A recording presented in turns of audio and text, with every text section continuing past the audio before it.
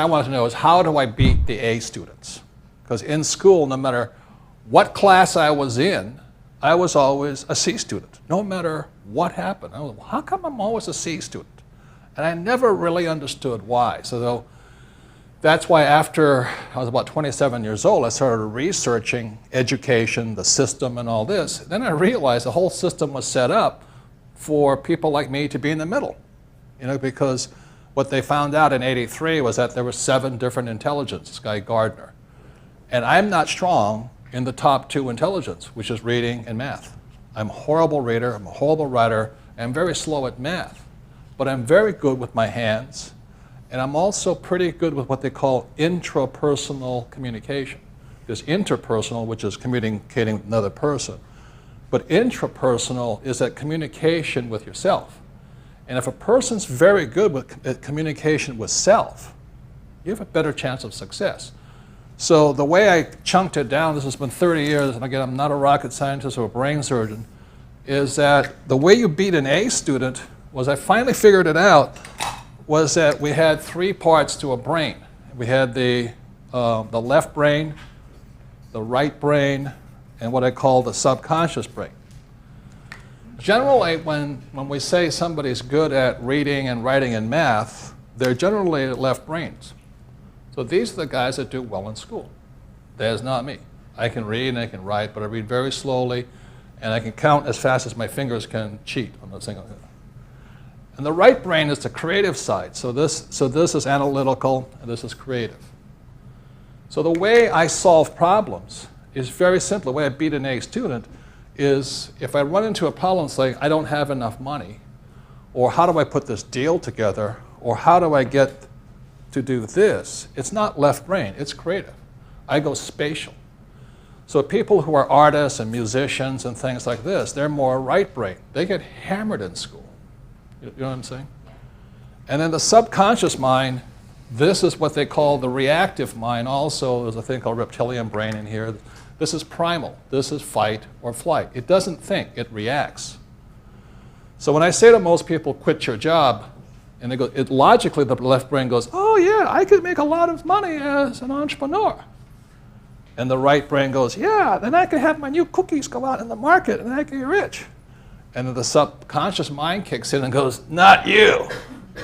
The fear kicks in and all this. Now, the moment that fear kicks in, or greed, it doesn't make any difference, the brain drops, the blood drops out, goes here. The moment the blood drains out of here from these 2 things called the carotid arteries, it pulls down. It goes reptilian. You turn into a little reptile and cannot think anymore. So that's for the last 30 years. I've been watching that. So when I talk to certain people, don't mention who, I talk to them, they go reptilian on me so fast, I can't believe it. What if I fail? What if I make a mistake? It's too risky out there. Or that's fear. Another one's greed. When the real estate market was climbing, all of these guys who had no business in real estate jumped in. Ah! And the market crashes. Ah! They all jump out. So in other words, they go reptilian. Does that make sense? I call it the lizard. When the sun's hot, they clown around. When the sun's cold, they go inside. And they can't think because this is thinking. That make sense, you guys?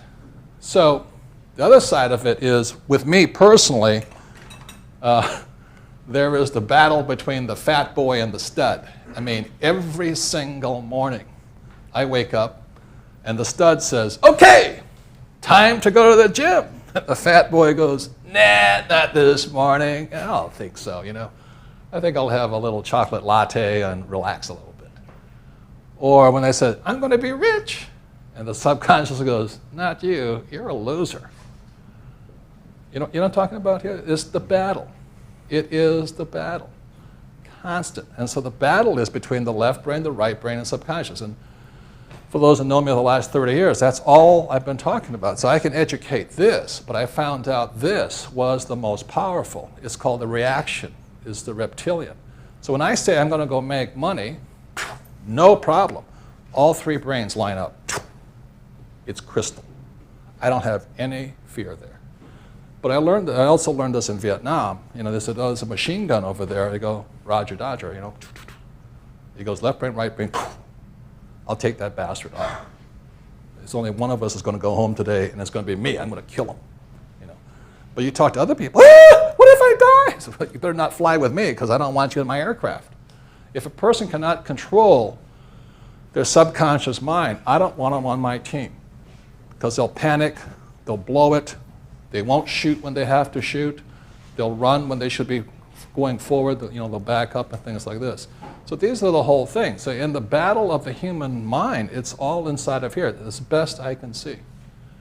So making money is not an issue. Going to the gym, big issue. Eating is an issue for me. I'm not addicted to, I used to smoke for 2 years. When I said I'm not going to smoke, stop. I drink a lot, I can stop. I like coffee, I can stop. And all this. But the one thing, as I go past a Chinese restaurant, cannot stop. Yeah, baby, here we go. I'd be driving past the Imperial Peking Chinese buffet, and automatically the car would turn right, and I'd be in there, and my left brain would be going, stop, stop, stop. Do I make sense, you guys here? So the discussion today is, can somebody be addicted to being poor? And I think it's possible. And I don't know what it is. And can somebody be addicted to being poverty? Absolutely. Can somebody be addicted to being an employee even though they hate their job? I think possibly. Does that make sense, you guys here? This is a different kind of addiction. So it's really about the battle between all of us, and the way I decided I could win in the real world. Since I couldn't win here, I would never win in the classroom here. Never. There is not a class I would win in, because I don't read and I don't write. Terrible. I read very slowly. And I like to cheat. It's called I discuss. But you're not allowed to do that in school. But I'm very creative. I like to draw, paint. I do play the ukulele, But this was my strongest one. It is my intrapersonal skill. Is the handling of fear and the handling of greed. That is what makes me an entrepreneur. I can handle that. When things get frightening, I just turn it around, crank it up. Okay, when the economy's bad, I say, yes, baby, I'm going to kick butt now. The reason I'm going to kick butt is because these guys have lost their nerve. Does that make sense?